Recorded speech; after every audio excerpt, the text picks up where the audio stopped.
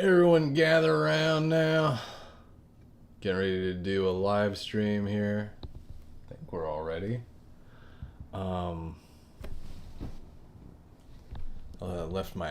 Left my thong on the bed. All right. It's beanie. Oh yeah, I'm also wearing my jujitsu clothes. Even though I didn't actually do jujitsu tonight, I just worked out. Let me see if I could get this chat. Let me see if this is streaming first of all.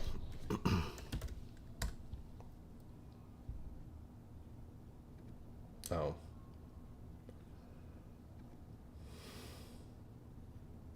Yeah, well, I guess we'll just go with it. I wanted to do this on TikTok.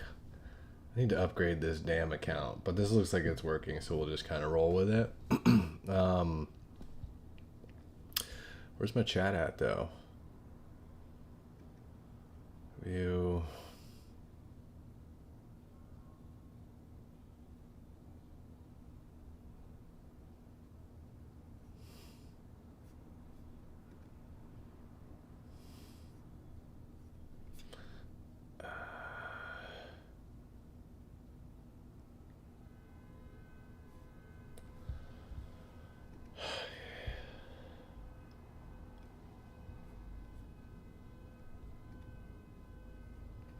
Chat doc? Okay, one popped up. Perfect.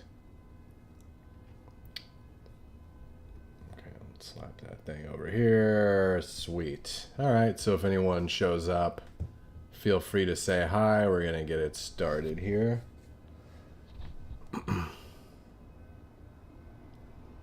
Ba. Sound? Yes. Okay. Here we go.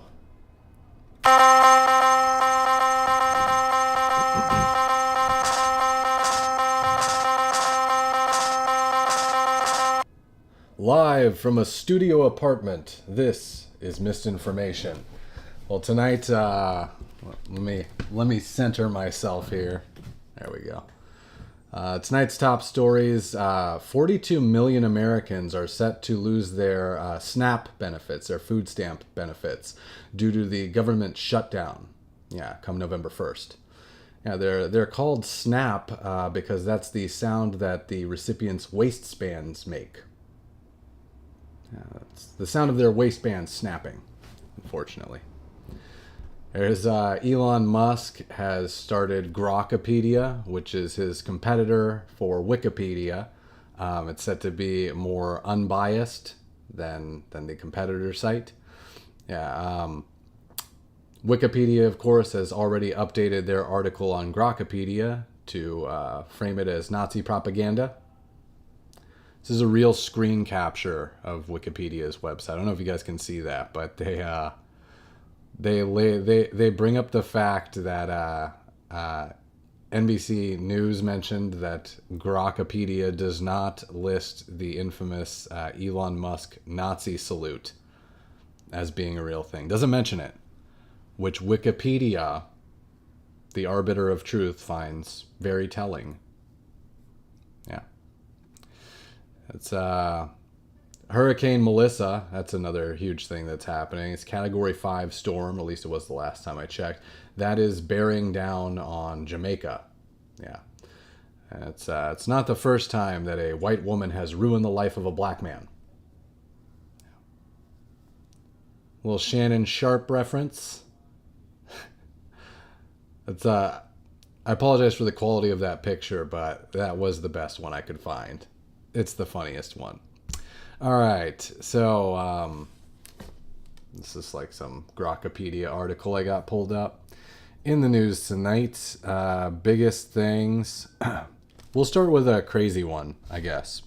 The biggest thing is the food stamps expiring, but we'll get to that in a second.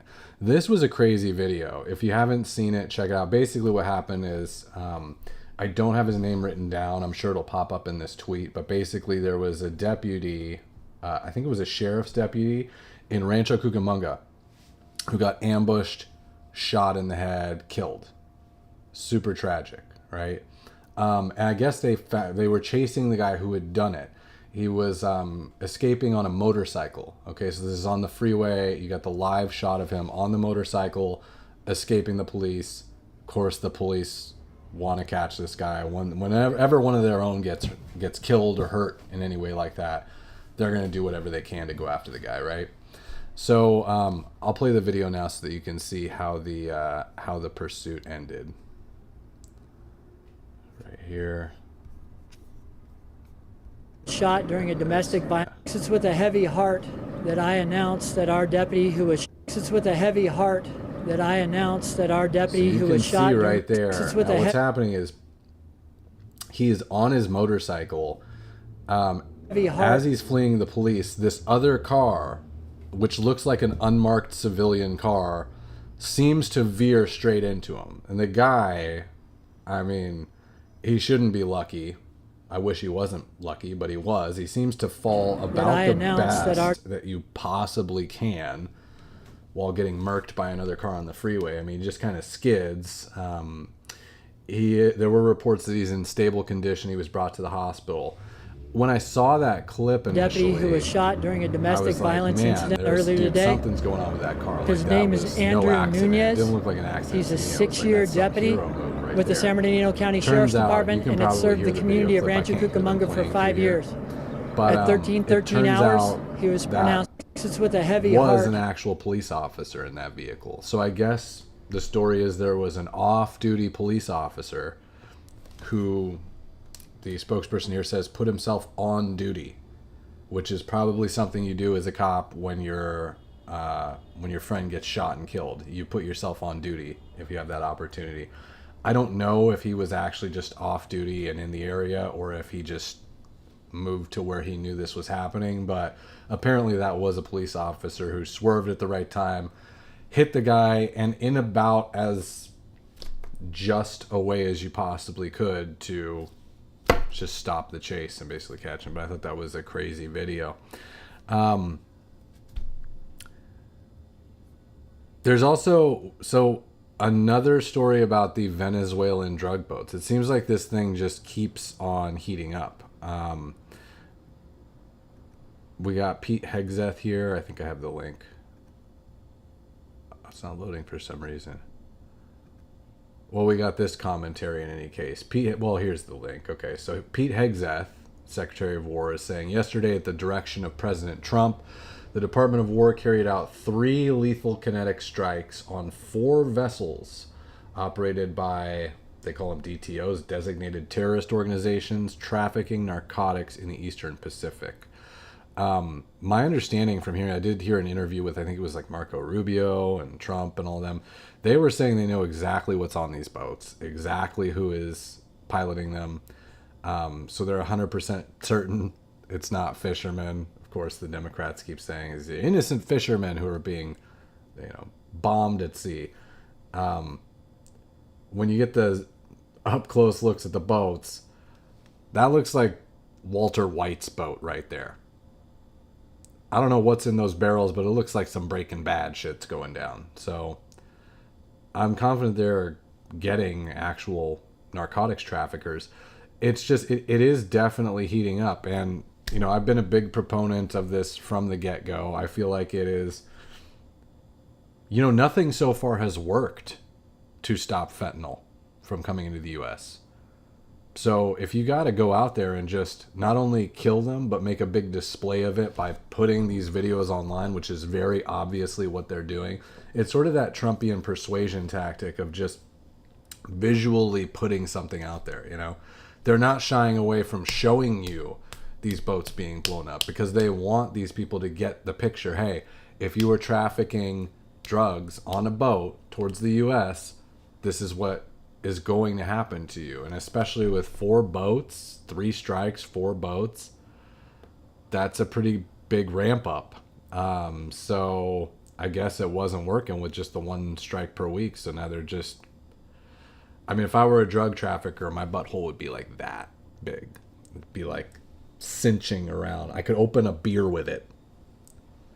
I wouldn't want to be a drug trafficker right now. Raw Egg Nationalist. I see their tweets all the time. I don't know who the hell that is. It's probably like a 49-year-old woman. But in any case, they have good tweets sometimes. They say here they have some commentary on it. I get the feeling there isn't much polling being done about these strikes, precisely because they're hugely popular with ordinary people, as you'd expect. And so the media strategy is just to amplify the worst kind of screaming libtards, he says. I think this is kind of spot on. I do think these are wildly popular. I haven't really heard, outside of the media condemning them and, I haven't heard anybody on the streets, I guess. Maybe I have. I don't know. Maybe that's a lie. Maybe I've heard some people talk about it, but I haven't heard people just outspokenly condemning these attacks. It seems like most people probably would approve of them if it's keeping America safe from drugs. And I think they kind of understand the game that Trump is playing, and they appreciate the show of strength. So yeah, probably is wildly popular. Big story tonight. Well, we'll do a couple more little ones. So Grokpedia. This is what is Grokpedia? If you're not aware, Grok is Elon Musk's AI that he built for X, formerly Twitter. That's just a regular AI that answers your questions and stuff like that, right? Elon's always been big on freedom of speech and on finding truth, right? So, and he's always hated Wikipedia, which I think most conservatives really have, because aside from just plainly being biased and editable by everyone on anything, Wikipedia does seem to have a super, super liberal slant and does seem to be controlled by the liberal media in some fashion. So Elon's been an outspoken critic of them, and he basically launched his own Wikipedia that's called Grokpedia, where the AI, I guess he has some method by which Grok, his own AI, I would assume generates the articles. I actually haven't had too much time to look into this. So I've looked at it a little bit on the tweets. This is an example of, well, let me see if I could find it. It's either this one or the next. Updated Wikipedia. Okay, so, well, this one's describing Grokpedia a little bit. Grokpedia isn't just updated Wikipedia. It shows what was wrong, why it was wrong, and what got fixed. So that's kind of interesting, because one of the big problems with Wikipedia is just everyone can jump on and put whatever in there, and until someone comes in and corrects it, which does happen very rapidly sometimes, it's just, that's the Wikipedia article, I haven't looked too much into how it actually corrects information, though, so I would just be guessing. This is the tweet I wanted to show. So this is a comparison of how Wikipedia handles a controversial event, such as the death of George Floyd. And it's a contrast between how Wikipedia handles that event, or covers it, and how Grokpedia covers the event. So let's take a look a little bit, okay? So, in the original Wikipedia article, George Floyd. Yeah, George Floyd was an American man who was murdered by a white police officer in Minneapolis, Minnesota. No ambiguity there. The article starts off right away with what appears to be a fact that he was murdered by a white man, okay? As we go to the Grokpedia article, we have George Floyd was an American man with a lengthy criminal record, including convictions for armed robbery, drug possession. Okay, let's get to the event. On May 25th, 2020, Floyd was arrested after a store clerk, blah, blah, blah. During the arrest, which involved resistance from Floyd, who repeatedly stated he could not breathe even before being placed prone, Officer Derek Chauvin knelt on Floyd's neck for 9 minutes and 29 seconds while Floyd became unresponsive. So this is interesting, because right out of the gate, it is giving you a more nuanced view of what went down, but it's actually not completely leaning towards, it does seem to be leaning a little bit more towards the conservative narrative, maybe, but it is telling you right there exactly how long Derek Chauvin knelt on Floyd's neck for. So it's giving you sort of both sides of the story. It goes into the Hennepin County medical examiner ruled Floyd's death a homicide due to cardiopulmonary arrest, complicating law enforcement, subdual, restraint, and neck compression, which is, by the way, what I've always felt was the actual cause of death. there's this thing called excited delirium, which I've heard about previously. I know I'd heard about it at the time of this incident, where I guess this just happens quite frequently when there are people who are in police custody who are already on drugs and are not in a good state of mind. They can, in certain situations, have, I guess what it is just elevated stress response that can complicate whatever drugs, whatever's going on in their system, and can lead to sudden death. I remember reading about that in 2020 because my memory of this incident was, I think I, like everyone else, when I first saw the video from the one angle with the knee on the neck, thought, oh my God, that's horrible. You know, and I mean, it's hard not to look at that video and think, oh my God, this is a terrible thing. We do need to find justice for George Floyd. I remember shortly thereafter, though, seeing other videos of the event and coming to learn that, as this article notes, he was already claiming to not be able to breathe prior to being placed in the prone position. He was actually asking to leave the squad car and be placed in the prone position.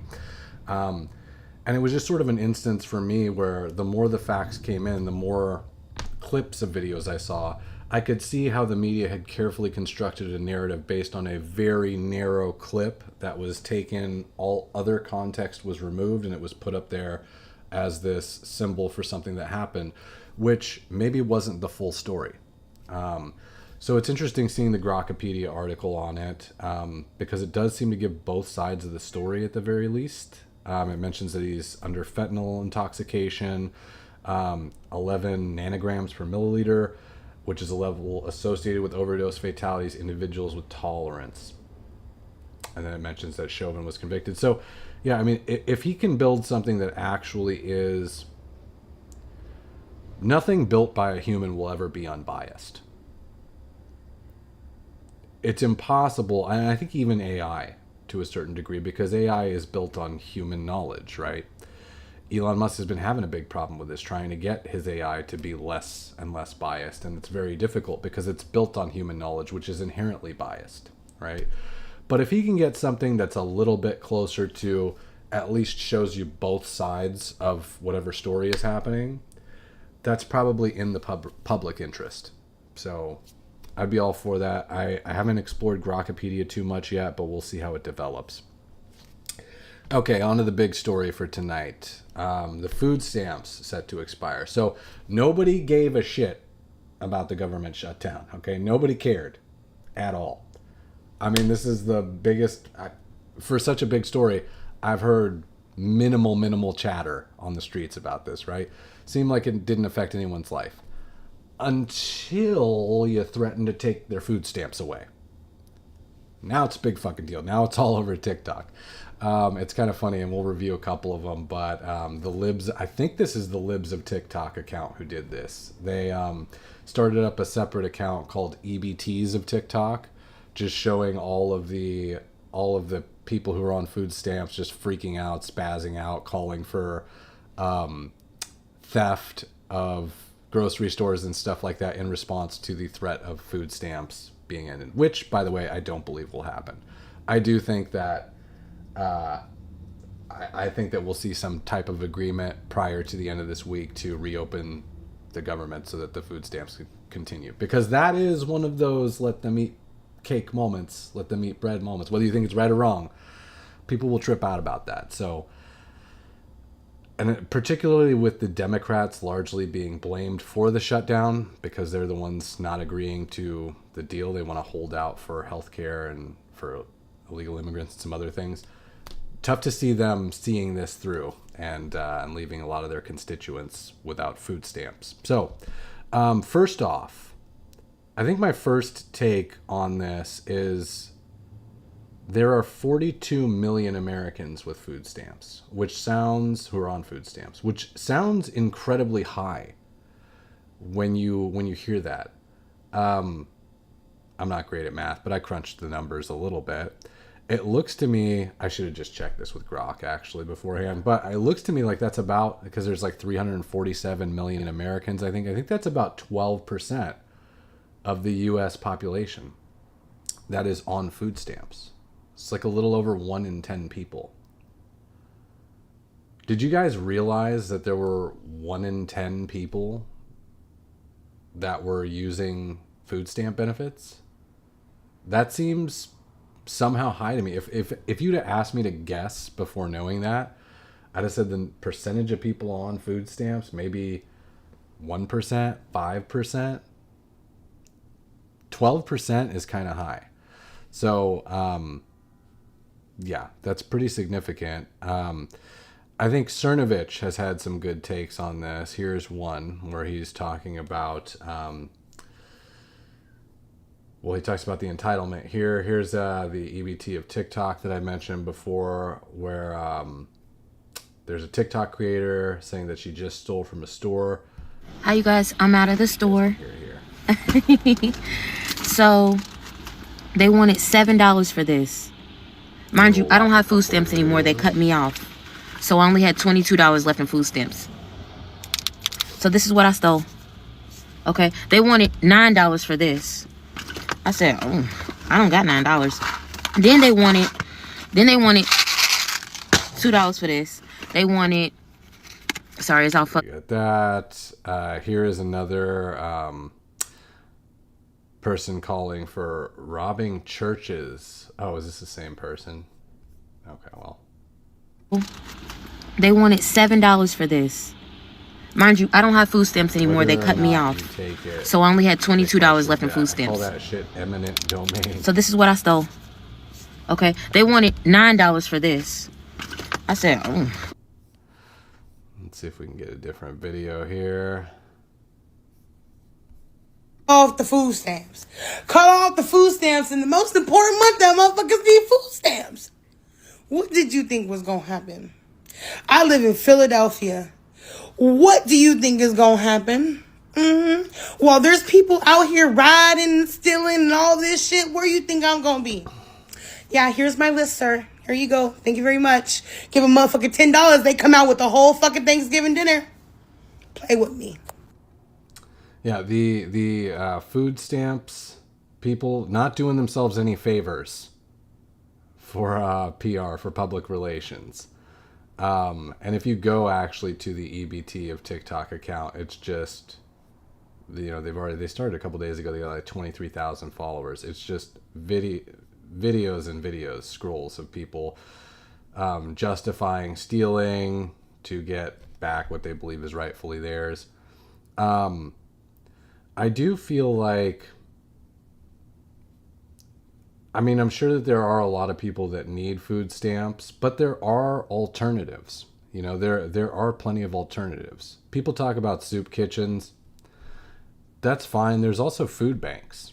You know, I mean, I've had to look up some food banks from time to time. Never actually used them, but I've thought about it. I've been like, oh, should I just save some money and go to a food bank? They're a little annoying to go to, I'm sure. But the biggest problem, I think, is if you've ever looked at like a food bank and what they actually give, they're going to give you some vegetables. And I think that is the overarching problem with the food stamps, is people are a little bit entitled, and they feel that, you know, they're basically getting this free payment for food, which they're able to use on, I think until recently, sodas, chips, frozen food, junk food. You can go to, I saw a video of some girl going to Erewhon. I think they take it. I know Whole Foods takes them or used to take them. I mean, that's an insane idea, using food stamps at like a Whole Foods, right? Not because they shouldn't be privy to organic food and stuff, but just because if you're, you know, at the poverty level where you need government assistance for food, you should really just need and accept the bare minimum, which would be, and Cernovich has a good tweet on this. Let me see if I can find it. Cerno. Crockpot food. This is essentially what he's calling for. Beans, rice, cheese, oatmeal, bones for broth, and a crock pot. That's what SNAP should cover and nothing more. And I believe he's 100% right about that, actually. Because you can live nicely, actually, off of rice. Maybe throwing a little bit of meat there. I mean, I would say some chuck roast or things like that. And yeah, making simple meals of bone broth, rice, beans, some meat in a crock pot. That's, yeah, and some veggies. That's really what it should cover. So I think giving people just an open blanket pocketbook full of, you know, things that they can use or sell is probably not the right idea. There's also some people talking about, I believe this is on TikTok too. A lot of people are upset about this whole food stamps, SNAP benefit thing, bro, is because they're selling their food stamps, bro. They're selling them. I'm telling you, they are selling their food stamps, bro. You know how many people in New York and other states right now are going to the corner store, the deli, and they're selling their food stamps, bro? They're selling, that's why they're getting like $4,000, $3,000 in food stamps, and they're selling it for cash. They'll get $4,000 in food stamps, and they'll just take like $1,000 in cash. Like, bro, like that's happening like everywhere. That's why they're mad. That is exactly why they're mad right now. And you know the thing about it too? And this does happen, by the way. Can confirm. I grew up in a duplex long time ago. And I've known some people who did have benefits and who sold them from time to time. So, you know, you could get those stamps and sell them for, you know, people who buy them get more food stamps to use than they're paying you for, but you get like $1,000 out of it. It's a pretty good deal if you need just cash, right? And then finally, Matt Walsh points out an interesting thing, which is the number one thing that artificially inflates the price of groceries is the food stamp program. So this is a take you probably, he's really good at these just interesting takes that you wouldn't think about normally. He goes on to say the federal government is subsidizing groceries for 40 million people, which obviously drives up the cost. That's why the increase in the cost of groceries tracks exactly with the increase in the number of people on food stamps. That is not something that I knew. So as a functional contributing working American, you're getting scammed twice. Once when the government steals from your paycheck and gives it to the EBT recipients, and again when you go to the grocery store. You're paying twice so that morbidly obese people can buy Doritos on your dime. Infuriating. It's a good point that, you know, you're essentially allowing more people to have all this money for food, which is going to drive up demand, lower the supply and everything, and it's going to increase the cost of groceries at your local store. Which it's an argument that I think has legs because everyone can see how much grocery prices have increased over particularly like the last 2 years. It's gotten pretty crazy at the grocery store. So I think this is an argument that people would really get emotional about. But yeah, that's about it for tonight's show. Just going over that stuff, getting used to the streaming. So we'll be back tomorrow night at probably around 9 p.m. If you guys want to join, I might do the initial joke again. This little baddie right here. Where is this? Let's get rid of that. Where is it?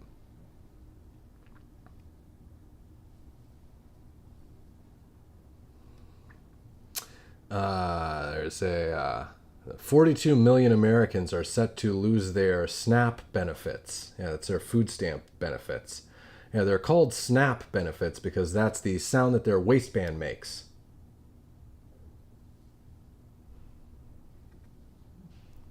Perfect. All right.